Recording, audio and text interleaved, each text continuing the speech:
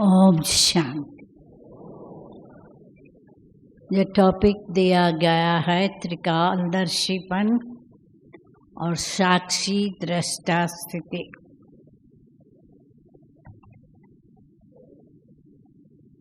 Drama में हम देख रहे हैं भिन्न भिन्न एक्टर भिन्न भिन्न पार्ट बजा रहे हैं। वैरायटी ड्रामा है। तो जब हम साक्षी बन के देखते हैं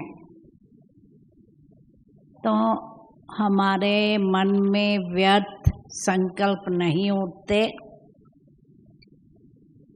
क्वेश्चन नहीं उठते, ये क्यों, ये क्या, ऐसे क्यों नहीं, वैसे क्यों नहीं, आदि आदि।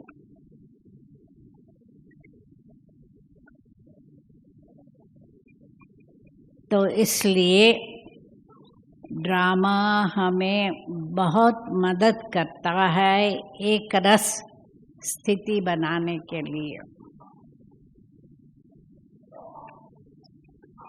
तो हम अपने पार्ट को भी, पुरानी शरीर को भी साक्षी बन के चलाना है। आज की ही मुरली में ये पॉइंट था। हमारे साथियों का पार्ट भी हमें साक्षी बनकर देखना है। कई बार क्या होता है, हमारी अपेक्षा रहती है कि ये तो ज्ञानी है, इसको तो ऐसे चलना चाहिए। परंतु कईयों के कई संस्कार बहुत डीप रूटेड है, तो इसलिए उन्हों को वो संस्कार बदलने में देरी लगती है। तो इसलिए हमें उनके प्रति नफरत घृणा नहीं रहती, परंतु रूहानियत की दृष्टि से हम उसको रहम की भावना से देखते हैं कि बेचारे के संस्कार ऐसे हैं।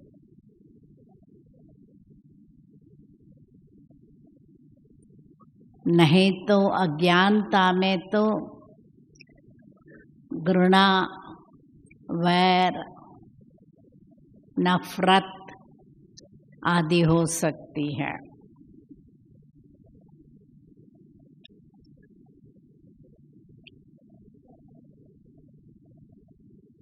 दुनिया वालों को तो हम समझ सकते हैं कि उन्हों को जैसे उन्हों के माँ बाप ने सिखाया, जैसे उन्होंने समाज को देखा, वो अपनी रीति से चलते रहते हैं। तो जो अपनी रीति से चलते हैं तो हम कहते हैं वो तो अज्ञानी है ना, वो ज्ञानियों के ऊपर सितम गुजारते हैं तो भी चला लेते हैं, अज्ञानी है और क्या।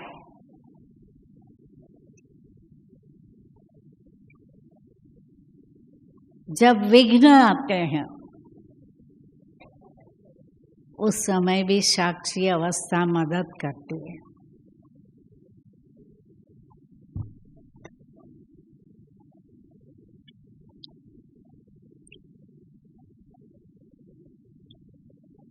अभी युद्ध चल रहा है, टेलीविजन पर देखते हैं कैसे एटम बॉम्ब मिसाइल्स यूज करके कितने मनुष्यों को मार देते हैं और कितनी इमारतें तोड़ देते हैं। अब यदि हम ज्ञान को यूज नहीं करते हैं तो हलचल में आएंगे, दुख होगा। पर साक्षी दृष्टा रहते हैं तो हम को उसका असर नहीं होता।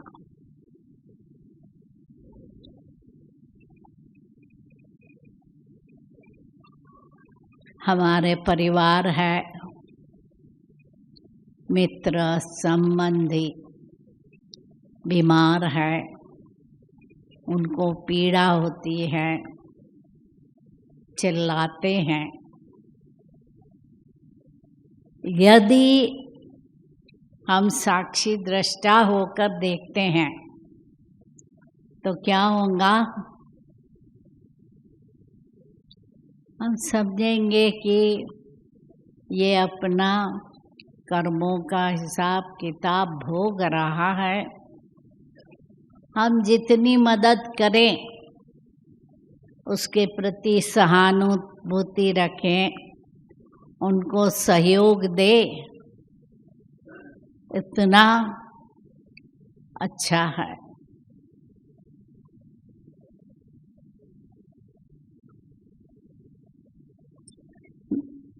मेन बात ये है कि हमें दुखी नहीं होना। वो तो दुखी होते हैं, बीमार है, परंतु देखने वाले, उसकी सेवा करने वाले दुखी ना हो। तो ये साक्षी अवस्था बहुत मददगार बन सकती है।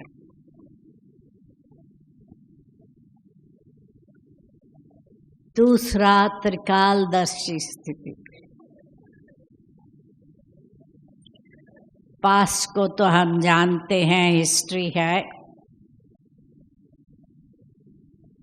प्रेजेंट को तो हम ठीक रीति से देख सकते हैं, पर फ्यूचर को जान ले।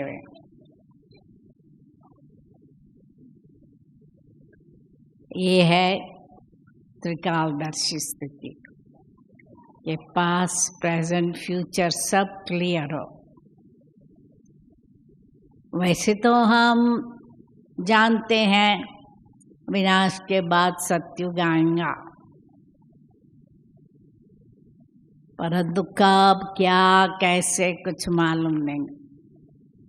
क्योंकि अभी भी कईयों का प्रश्न है कि ये रशिया यूक्रेन का युद्ध है क्या, थर्ड वर्ल्ड वॉर है क्या, हम नहीं बता सकते। कब तक चलेगा, क्या होगा, कैसे होगा, मालूम नहीं। ब्रह्मा बाबा त्रिकालदर्शी थे जरूर। वो पहली बार किसी व्यक्ति को देखता था, उनको उसका फ्यूचर मालूम पड़ जाता था। जैसे सुदेश दीदी को देखा उन्होंने पहली बार, उसने इतना ज्ञान भी नहीं लिया था, माँ के साथ यहाँ आ गई थी मधुबन में। बाबा ने कहा कि ये नाइटिंगेल बनेंगे, बहुत अच्छा भाषण करेंगे। हमारा भी बाबा के पास सिर्फ हमने पासपोर्ट साइज फोटो भेजा था और बाबा ने हमारे बारे में काफ़ी अच्छी अच्छी बातें पत्र में लिखता था।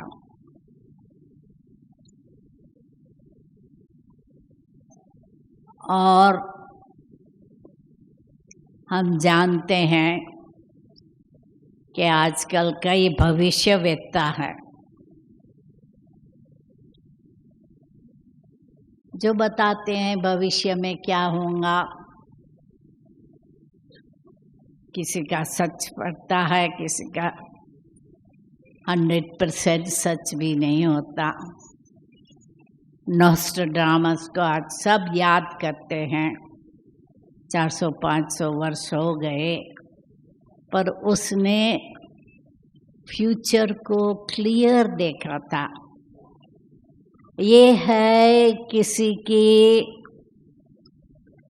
गिफ्ट जो भविष्य देख सकता है, परंतु ज्ञान में आने के बाद हमारी बुद्धि यदि क्लियर है तो हम भी फ्यूचर क्लियर समझ सकते हैं कि कोई काम शुरू करते हैं, वो काम कहाँ तक सफल होगा वो हम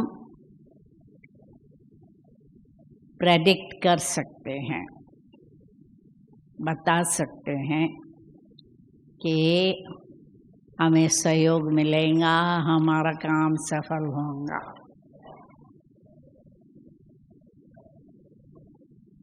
परंतु ये गिफ्ट सबको नहीं मिलते, तो इसलिए मेन बात तो यही है कि अपनी स्थिति को एक रस रखने के लिए हमें अपनी स्थिति योग बल से ऐसी बनानी है जो हमारी निर्णय शक्ति, परखने की शक्ति पावरफुल बने और सामना करने की शक्ति पावरफुल बने। तो इसके लिए देखना है, आप लोग सब भट्ठी में आए हैं, तो यही भट्ठी में आप प्राप्ति करना, क्योंकि बाबा कहते हैं मेरा खजाना खुला है, बेहद का खजाना खुला है, लूटने वाले लूटे। जितना हम पावरफुल अमृत वेला करेंगे, जितना हम एक बाबा से सर्व संबंध रख और संग तोड़ेंगे। आज की मुरली में ही बाबा ने बताया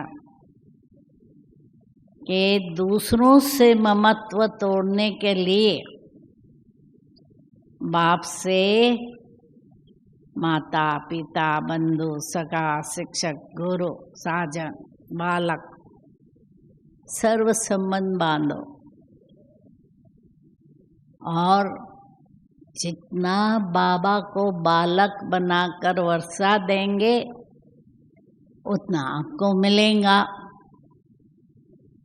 तो इसलिए हमें देखना है कि बाबा से हम सर्व शक्ति ले, ताकि भविष्य में जो भी विघ्न आए वो विघ्नों को हम सहज पार कर लें, क्योंकि सत्युग आएगा उसके पहले विनाश जरूर होना है। और भारत में नेचुरल कैलेमिटी, सिविल वॉर होनी है। हमें एग्ज़ाम पेपर मालूम पड़ गया है, पर एग्ज़ाम कब होंगी नहीं मालूम। बाबा कहते हैं एवर रेडी रहो, कभी भी कुछ भी हो जाएगा, इसलिए घर जाने के लिए तैयार रहो। और उसके लिए अपने में शक्तियों का खजाना जमा करना है, जो याद के बिगड़ नहीं हो सकेगा। तो यहाँ आपके पास एकांत भी है, घर का कोई काम नहीं, सफाई नहीं, खरीदारी नहीं। खरीदारी शायद होती होंगी, सामने शॉप्स है तो लालच होती है कि चलो जाकर यहाँ से खरीद करें। तो दूसरा कोई काम नहीं। तो इसलिए जितना हो सके बीच के टाइम पर भी आराम थोड़ा करके बाबा की याद में बैठो और शक्तियाँ अपने में जो कमी है वो भर दो। आप में से कितनों ने मोबाइल फोन बंद रखा है? थोड़े 30-40%।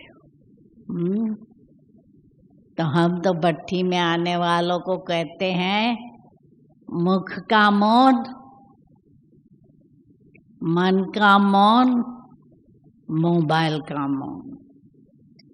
3 मौन रखेंगे तो आपको बहुत प्राप्ति होंगी।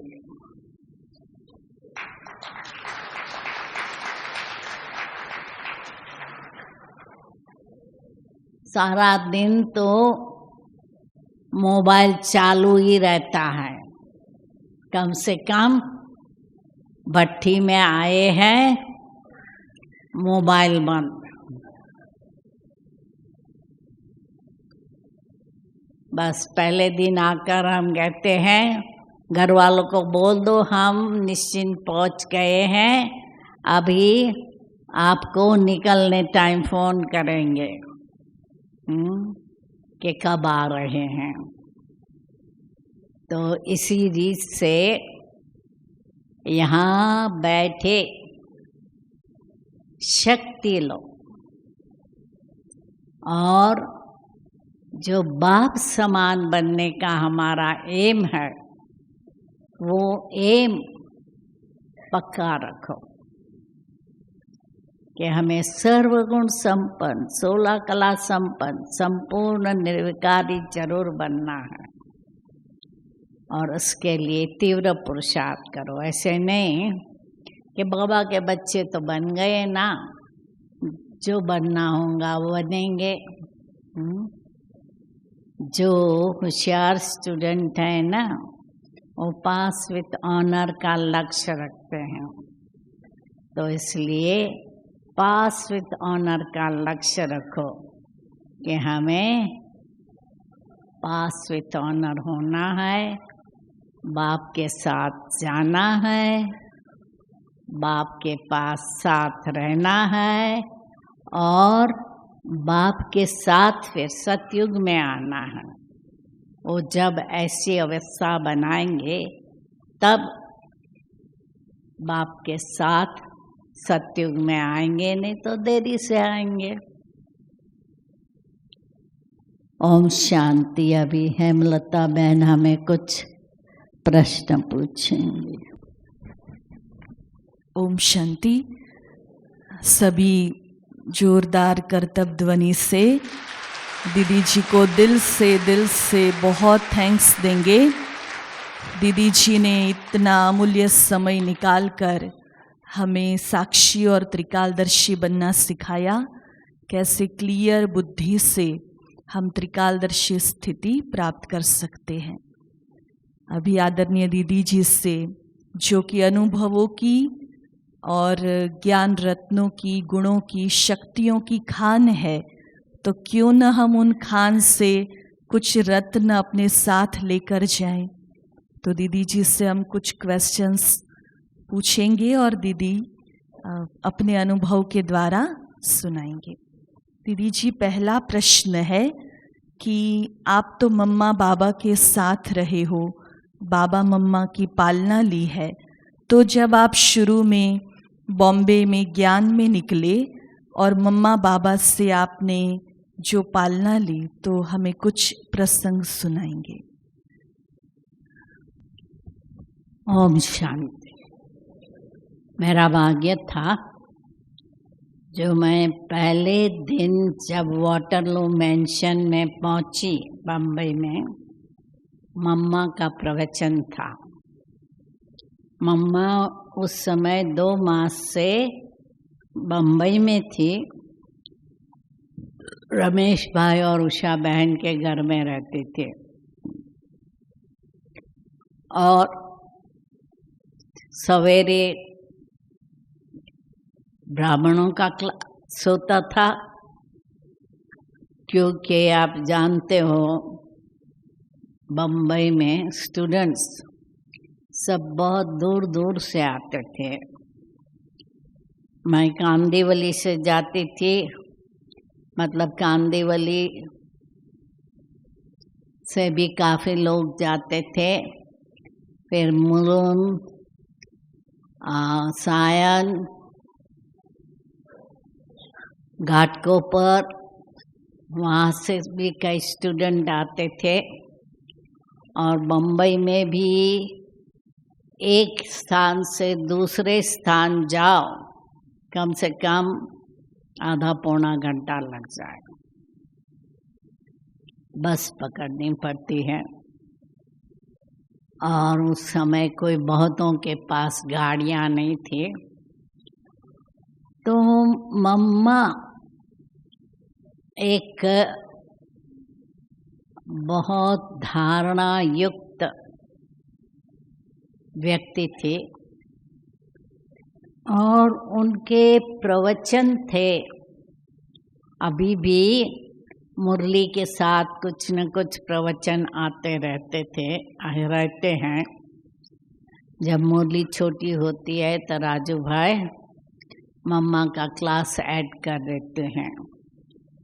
तो मुझे उनके 2 बात बहुत अच्छी याद है कि मम्मा ने कहा कि देखो, आपकी तबीयत ठीक नहीं है, उल्टी का ख्याल आता है, आप क्या करेंगे? रास्ते में हो तो आप रास्ते के किनारे पर जाकर उल्टी करेंगे, घर में हो तो बाथरूम में जाकर फ्लश कर देंगे वॉश बेसिन में। या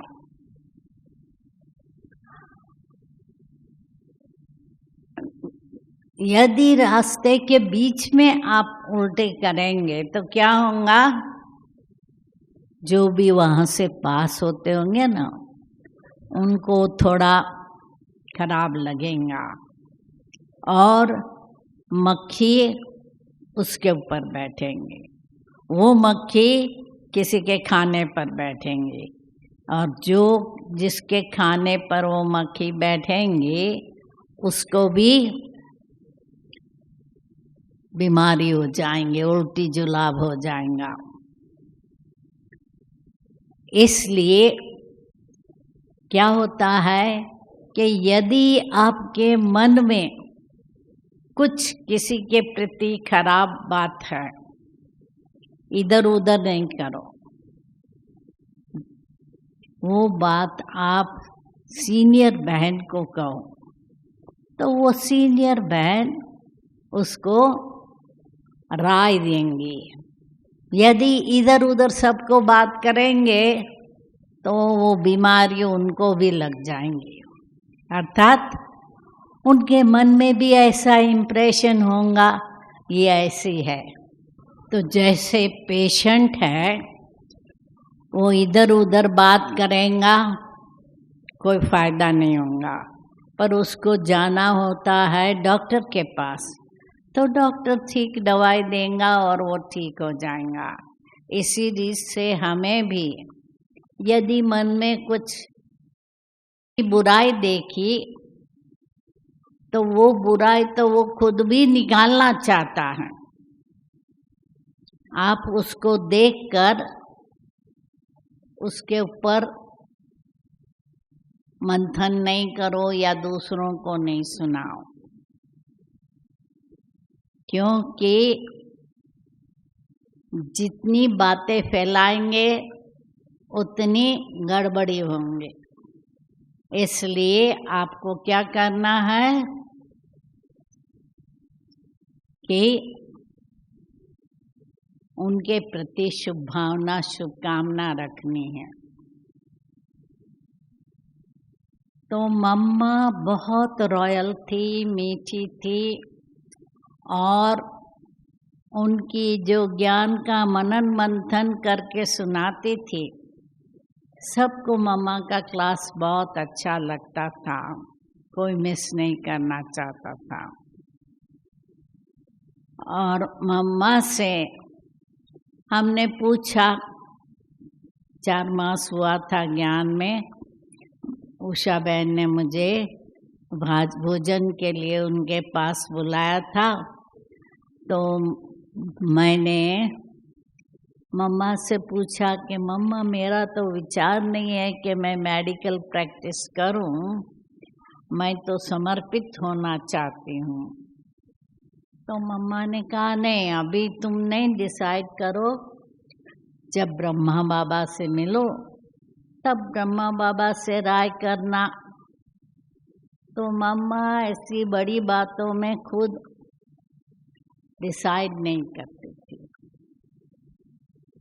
तो मम्मा की विशेषता ये थी कि जो मुरली चलती थी, मुरली बहुत ध्यान से सुनती थी। यदि मधुबन में होती थी तो जैसे हिस्ट्री हॉल है, उसमें एक तरफ बाबा बैठता था, एक तरफ मम्मा बैठती थी। तो मम्मा सारा समय ऐसे करके बैठती थी, बहुत ध्यान से सुनती थी, और फिर उस पर मनन मंथन करके धारण करती थी। इसलिए मम्मा नंबर 1 ली गई। और अमृत वेला कभी मिस नहीं करती थी। उसका जो नियम होता था 2:30 बजे उठकर योग में बैठने का, कभी मिस नहीं करती थी। एक बार रमेश भाई कोई मिनिस्टर को मिलाने के लिए ले आया, और मिनिस्टर जाते जाते 12 बज गया। फिर भी मम्मा 2:30 बजे उठी। तो रमेश भाई ने पूछा, मम्मा अब तो 12 बजे सोई और फिर 2:30 बजे उठ गई। तो मम्मा कहती है, यदि वो मिनिस्टर को मिलने के लिए मैं 12 बजे तक बैठ सकती हूँ, तो 2:30 बजे का तो मेरा टाइम है पीयू से मिलने का, वो कैसे मैं मिस कर सकती हूँ।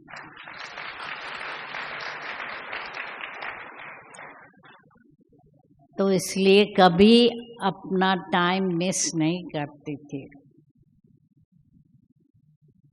तो मम्मा ने सब बहनों को, दादियाँ जो थी, कोई उनसे बड़ी थी, छोटी थी, तो मम्मा की माँ भी उसको मम्मा कहती थी, ब्रह्मा बाबा भी मम्मा कहते थे। बाबा ने सबको अलौकिक संबंध में जुटाया। क्योंकि जसोदा मैया जो बाबा की युगल थी, उसको भी बाबा कहना पड़ा पति को। कितनी बड़ी बात है ना, पति को बाप कहना। परंतु बाबा ने सबको ऐसा बनाया। तो मम्मा बहुत स्वीट थी, और कभी कभी किसी का नहीं कोट रखते थे उन दिनों में, कि किसी किसी की आपस में खिटपिट होती थी, तो मम्मा के पास जाते थे। तो मम्मा पहले एक से सुनती थी, फिर सामने वाली पार्टी को बुलाती थी और उनसे पूछती थी, और फिर कहती थी, प्यार से कहती थी, तुम ऐसा नहीं करती थी और ऐसा करती थी। तो इसी रीत से बुला के आपस में मिला लेती थी, और अंत में एक दो को गले मिलने के लिए कहती थी। तो इसी रीत से मम्मा ने यज्ञ का कारोबार तो बहुत अच्छा किया, परंतु सेवा के लिए भी मम्मा यहाँ वहाँ जाती रहती थी, क्योंकि ब्रह्मा बाबा तो बड़े बड़े शहरों में जाते थे। वो जाते थे बम्बई, कलकत्ता, कानपुर, दिल्ली, बस 4-5 बड़े शहरों में जाते थे। बाबा कहते थे बड़ी फुलवाड़ी है, उसको देखने जाऊंगा। परंतु मम्मा को छोटे छोटे शहरों में भी बाबा भेजते थे, और मम्मा ने प्यार से, ज्ञान से कई कुमारियों को समर्पण कराया। बम्बई में तो नलिनी बहन और उनका परिवार भी निकला मम्मा से, मैं निकली, और सरला बहन, भारती बहन, इनों का परिवार, नीमू बहन, तीनों बहनें सरेंडर हो गई थी। और उसकी माँ, मौसी, पिता, भाई सब ज्ञान में आने लगे थे। तो मम्मा से प्रभावित होकर कईयों ने ज्ञान शुरू किया। और ब्रह्मा बाबा की तो क्या कहें, कई कहानियाँ आप लोगों ने सुनी होंगी। मेरा पर्सनली तो ये अनुभव था कि ब्रह्मा बाबा, उनका प्यार अलौकिक था। जो भी उनसे मिलते थे समझते थे बाबा मेरे से बहुत प्यार करता है। और हमारे लौकिक पिता का भी हमारे लिए विशेष प्यार था, क्योंकि मैं पढ़ने में होशियार थी और वैसे भी शाणी थी। तो ब्रह्मा बाबा को मैं मिली तो मेरा प्यार, राय, सलाह मैं ब्रह्मा बाबा से लेती रही, क्योंकि हमारे लौकिक पिता से मैं जब 17 साल की थी 1952 में, तब हमारी सब बहनों की 17 साल में सगाई करा और 19 साल में शादी करा दी। अभी मैं मैट्रिक पास किया तो हमारा पिताजी ने लड़का ढूंढना शुरू किया। मैंने कहा मैं या तो मेडिकल पढ़ूंगी या तो शादी करूंगी, क्योंकि शादी के बाद पढ़ाई हो नहीं सकती, और मेडिकल स्टडी माना तो 7 साल एकदम बहुत स्टडी करना है। नहीं तो क्या होता है, वहाँ उन दिनों में बहू आई न घर में, फिर सासू कहेंगी अच्छा ये शादी है, ये मंगनी है, ये फलाना फंक्शन है, फलाना फंक्शन, बहू तुम जाओ, अभी हमने बहुत कर लिया। और शादी हुई, बच्चा पैदा होगा तो पहले बच्चों की संभाल करो, पीछे पड़ो। तो मैंने पहले ही पिताजी को कह दिया कि नहीं, मेरे से 2 काम नहीं होगा। तो पिताजी ने कहा ठीक है तुम पढ़ो।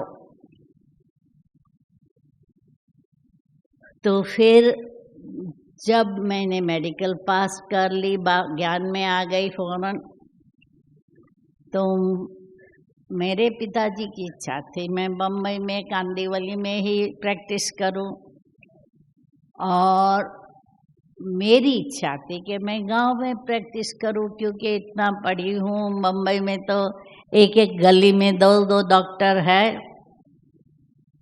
तो मैंने बाबा से पूछा, बाबा क्या करो? पहले तो मैंने कहा मुझे प्रैक्टिस नहीं करनी है, मैं सब सरेंडर हो जाऊं। बाबा ने कहा नहीं, तुमको डबल डॉक्टर बनना। फिर मैंने कहा कि मुंबई में प्रैक्टिस करूं या गांव में जाऊं? तो बाबा कहता कांदिवली भी तो गाँवड़ा है ना, वहाँ ही करो।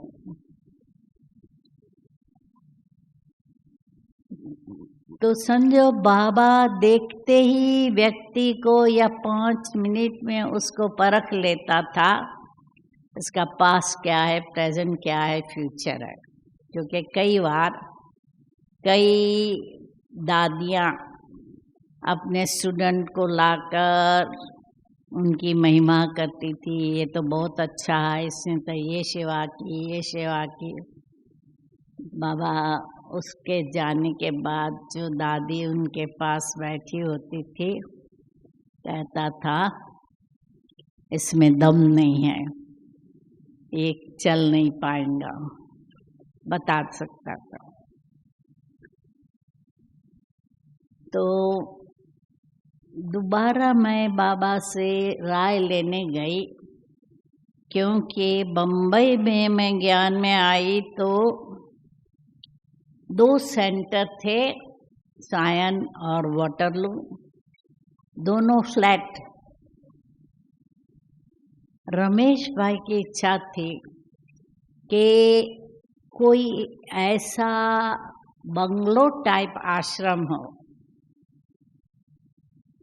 तो अच्छा लगता है। तो उन्होंने मुझे पूछा कि आप जरा जांच करो न कांदिवली के तरफ मकानों की प्राइस क्या है। तो मैंने जांच करने के पहले हमने सोचा कि मेरे लौकिक पिता ने हमारी बहनों को शादी में फ्लैट दिया,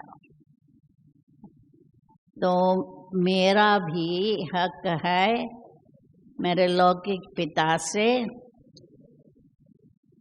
ले फ्लैट या कुछ।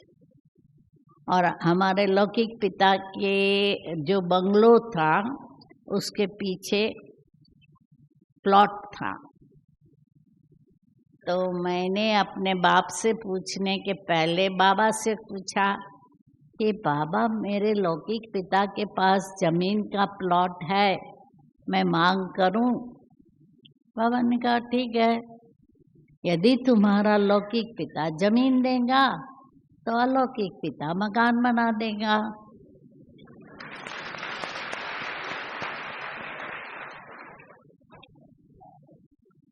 तो मैंने लौकिक पिता से पूछा, वो भी पक्का व्यापारी था, कहता है लड़कियां इतना नजदीक नहीं रहे, क्योंकि प्लॉट का पैसा तो कितना होता है और फ्लैट का पैसा 20,000।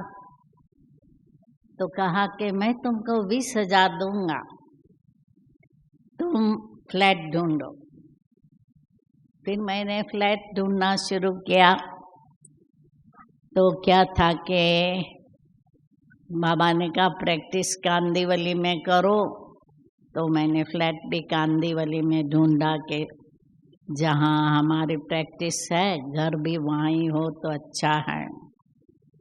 और हमने एक के बजाय 2 फ्लैट लिया और सारा फर्निश उन्होंने कर दिया पिताजी ने। तो 20 के बजाय 40 का खर्च कर दिया हमने। एक 2 बेडरूम फ्लैट था, एक रूम बेडरूम फ्लैट था। तो एक बेडरूम फ्लैट को पूरा हॉल बनाया और 2 बेडरूम के फ्लैट में एक बेडरूम, एक सिटिंग रूम, किचन और बाथरूम एक कर दिया। तो समझो बाबा ये खुश हुआ, क्योंकि हमारे लौकिक माँ बाप मम्मा बाबा को मिले थे। जगदीश भाई ने हमारे पिताजी को प्रदर्शनी दिखाई पर कहे कि मैं तुम्हारी बात नहीं मानूंगा। भगवान भी आकर कहे ना तो भी मैं नहीं मानूंगा। तो मतलब सहयोगी रहा माँ बाप, परंतु ज्ञान में नहीं आए। तब बाबा ने हमारे पर खुश हो गए और मुरली में कहा कि ईशानी है, माँ बाप को मनाकर इसने फ्लैट लिया। तो समझो मम्मा बाबा की तो हमें पालना मिली ही, पर मुंबई में उन समय जब मैं ज्ञान में आई तो निर्मल शांता दादी, पुष्प शांता दादी, रतन मोहिनी दादी, शील दादी, ब्रिजेंद्रा दादी सब मुंबई में थे।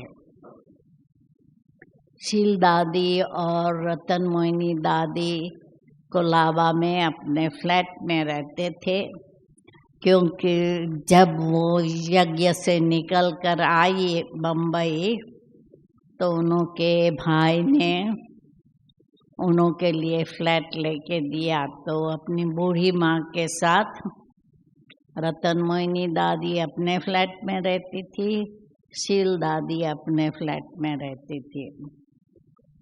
तो इसलिए हमें सब दादियों का फायदा हुआ।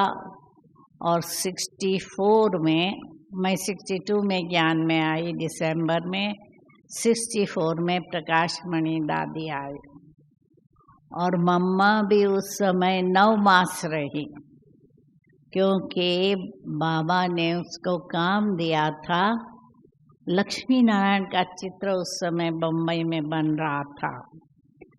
तो शील दादी ध्यान में जाती थी और सारा बताती थी, साड़ी का कलर क्या, ब्लाउज का कलर क्या, चेहरे की चमक कैसी होनी चाहिए, कितने गहने हैं, गले में कितने हार है, हाथ में बाजूबंद है, यहाँ है, ये सब शील दादी डायरेक्शन देती थी। और मम्मा भल ध्यान में नहीं जाती थी, परंतु उसकी बुद्धि बहुत क्लियर थी, तो वो आर्टिस्ट को डायरेक्शन देती थी। और 64 में जब पहली प्रदर्शनी बनाई, कार्टून बनाए थे उस समय, तब बाबा ने प्रकाश मणि दादी को बम्बई भेजा और निर्मल शांता दादी को फिर कलकत्ता भेजा। तो उस समय तो मैं कांदिवली में रहती थी, प्रैक्टिस भी करती थी।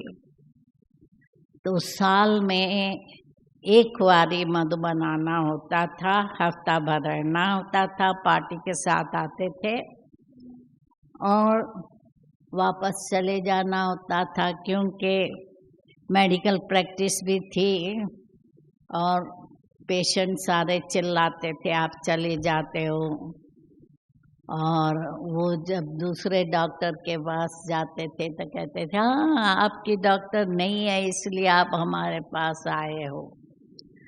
तो इसलिए ज़्यादा तो निकल नहीं सकती थी, साल में एक बार मधुबन आती थी। बहुत बहुत बहुत थैंक्स। यज्ञ का वो इतिहास हम सबकी आंखों के सामने जैसे आ गया। दीदी जी, एक और सवाल है। जब आप विदेश में 1971 में प्रथम बार गए और वहाँ आपने ईश्वरीय सेवा शुरू की, तो किस प्रकार से आपने वहाँ सारे कार्य किए?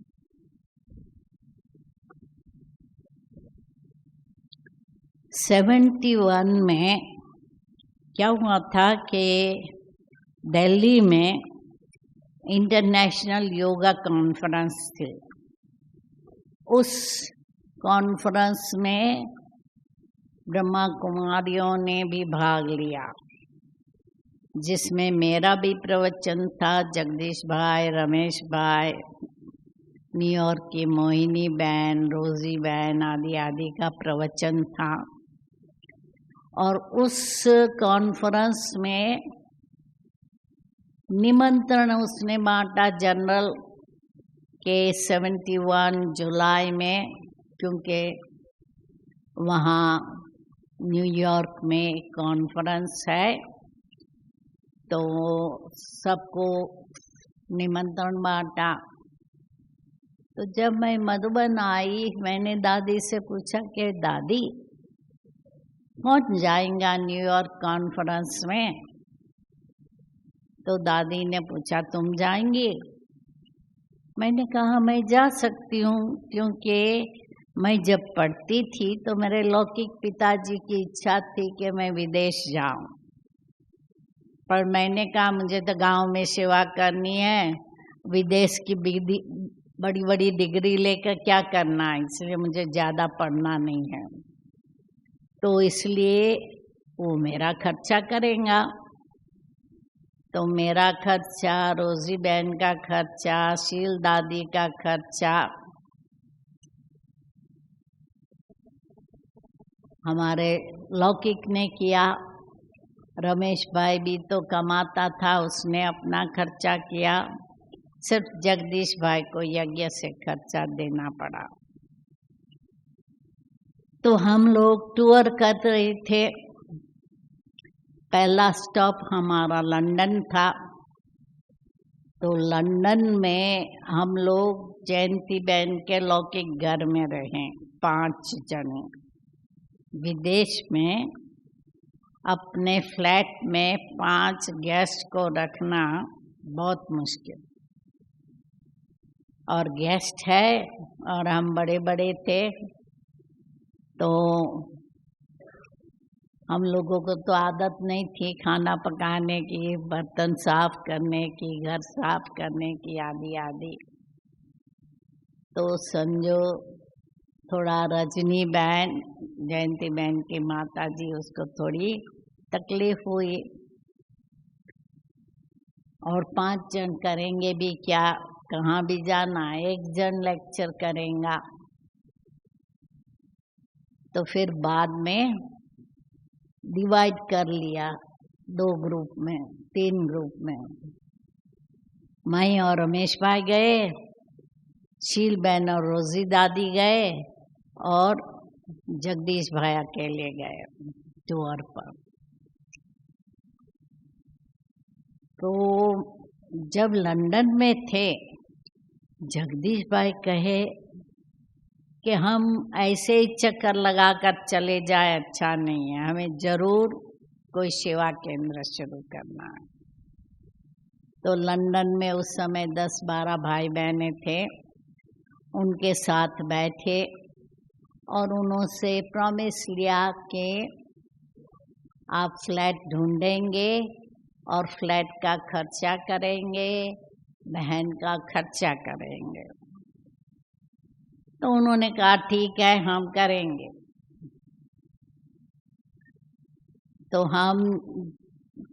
हमारा राउंड द वर्ल्ड ट्रिप था।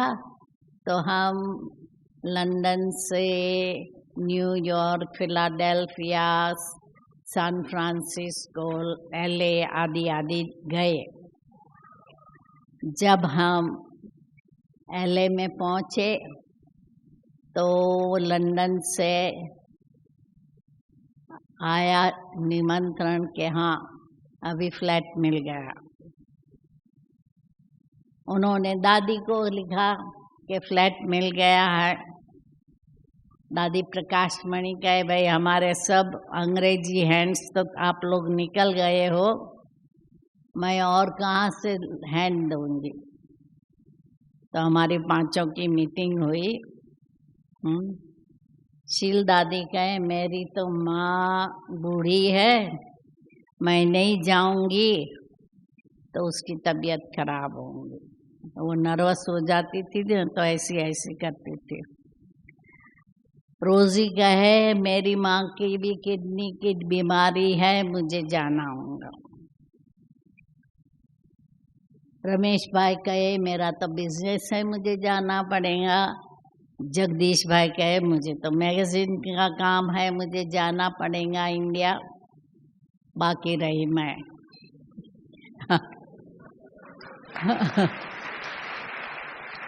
और मैं भी डिस्पेंसरी किसी बहन के हाथ में छोड़ के गई थी, पर मैंने कहा ठीक है मैं जाऊंगी। तो फिर वहाँ से लंदन वापस आई। तो लंदन वापस आई तो 6 मास का वीसा मिला था। तो 6 मास में मैंने कोशिश की कि लंदन में कोई हॉस्पिटल में काम करूं तो वीसा परमानेंट हो जाए। पर हॉस्पिटल में हम अप्लाई करते हैं, फिर वो लोग अंग्रेजी की टेस्ट करते हैं कि ये डॉक्टर को अंग्रेजी कितनी आती है। तो वो टेस्ट होने के पहले ही हमारा वीसा पूरा हो गया। तो 6 मास के बाद वापस आई। परंतु नेचुरल ये फर्क है ना, इंडिया की सेवा और विदेश की सेवा में बहुत फर्क है। इंडिया में तो जब मैं 5-6 साल के बाद गई विदेश, तो हमारे पास 25 स्टूडेंट थे। सब माताएं खरीदारी करती थी, सब्जियां आदि, और हमारे साथ एक माता थी, वो भंडारा संभालती थी। और सवेरे शाम प्रैक्टिस और मुरली सवेरे सुनाना, माताओं का क्लास 4 बजे कराना, शाम को फिर डिस्पेंसरी जाना। तो डिस्पेंसरी में भी हमने झाड़ और त्रिमूर्ति का पिक्चर लगा के रखा था, लक्ष्मी नारायण शिव बाबा, 4-5 मुख्य चित्र लगा के रखे थे। तो वहाँ भी कईयों ने कोर्स किया, तो वो हमारे स्टूडेंट बन गए, हमारे पेशेंट हमारे स्टूडेंट बन गए। तो जब बाबा ने इनॉग्रेट किया, उस समय ऑलरेडी कुछ 10-15 स्टूडेंट थे। बाबा आए थे 65 में। मकान बन रहा था, इलेक्ट्रिसिटी नहीं थी, परंतु बाबा चक्कर लगाने आया था। तो समझो विदेश की सेवा में खाना भी आप पकाओ, शॉपिंग आप करो, सफाई आप करो। और मैं अकेली थी। ऊपर 2 वेस्ट इंडियन काले लोग रहते थे, दरवाजा 1, बाथरूम टॉयलेट 1 ऊपर। वो लोग ऊपर रहते थे, मैं नीचे रहती थी। तो एक क्लासरूम, एक सिटिंग रूम और एक बेडरूम, किचन थोड़ा था छोटा। तो वहाँ 6 मास रही और फिर वीसा पूरा हुआ। तो प्रकाशमणि दादी ने रतन मोहिनी दादी को भेजा, क्योंकि उसके भाई वगैरह यूरोप में रहते थे। तो कहा कि तुम दोनों चक्कर लगा के आओ, माँ बेटी, और फिर लंदन में भी सेवा करने जाओ, क्योंकि वीसा सहज मिल जाता है ना।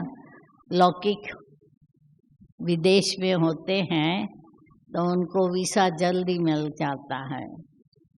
तो माँ बेटी को परमिशन मिल गई, तो वो लोग 6 मास संभाला। और 6 मास के बाद फिर मुझे बुलाया कि ये परिचित हो गई है लंदन की, इसको ही भेजो। तब दादी ने हमें परमिशन दी, अभी डिस्पेंसरी छोड़ दो। तो डिस्पेंसरी छोड़ दिया और सेंटर दिव्या बहन और भरूच वाली प्रभा बहन को देकर मैं फिर परमानेंट के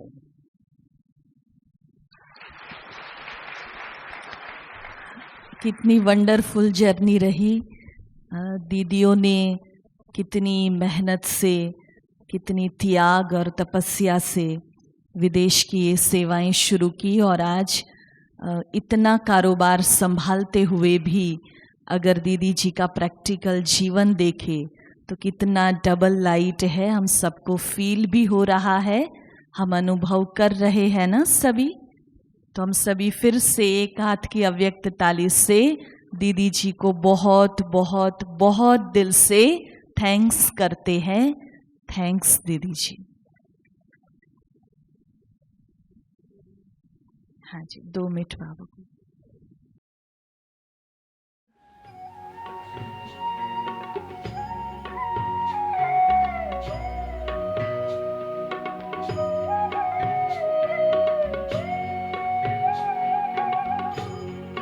तुम्हारे साथ का अनुभव बड़ा निराला है। तुम्हारे साथ का अनुभव बड़ा निराला है। मिले न स्वर्ग में वो सुख लुटाने वाला है। तुम्हारे साथ का अनुभव बड़ा निराला है।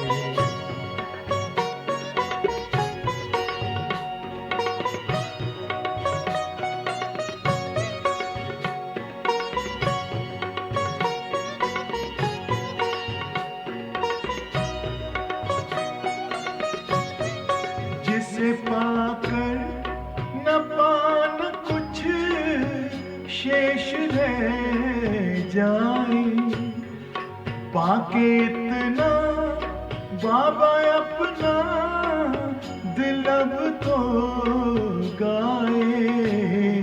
साथ अपने है जग का जो रखवाला है। तुम्हारे साथ का अनुभव बड़ा निराला है।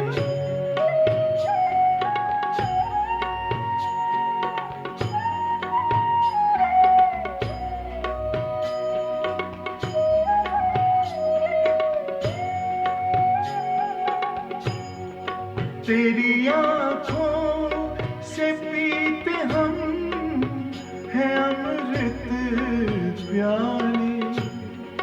बड़ी जतन से छुपा कर नजर में हो पाले।